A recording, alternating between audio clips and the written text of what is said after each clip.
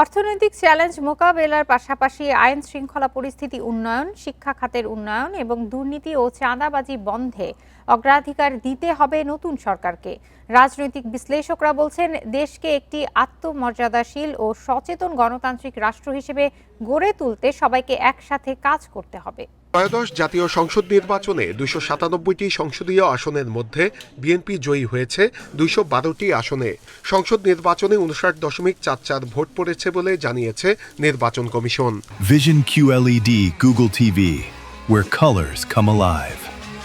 মঙ্গলবার ত্রয়োদশ জাতীয় সংসদের নির্বাচিত সংসদ সদস্য ও মন্ত্রীরা শপথ নেবেন। রাজনৈতিক বিশ্লেষকরা বলছেন, নতুন সরকারের সামনে অনেক চ্যালেঞ্জ, বিশেষ করে শিক্ষা খাত অনেকটাই ভঙ্গুর এবং অস্থিতিশীল। সরকারকে এই বিষয়ে সর্বোচ্চ গুরুত্ব দিতে হবে। শিক্ষা ব্যবস্থাকে যদি আমরা উন্নত করতে না পারি, তাহলে কিন্তু কোনো উন্নয়নেই টেকসই হবে না।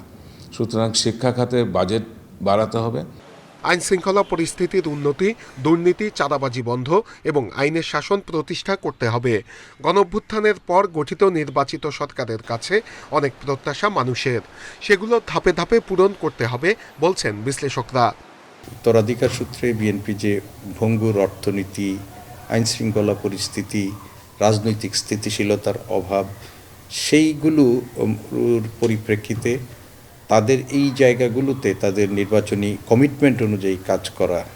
রাজনৈতিক বিশ্লেষকরা বলছেন, দেশে প্রতি বছরই বাড়ছে বেকারের সংখ্যা, তাই নতুন কর্মসংস্থান সৃষ্টিকেও সর্বোচ্চ গুরুত্ব দিতে হবে।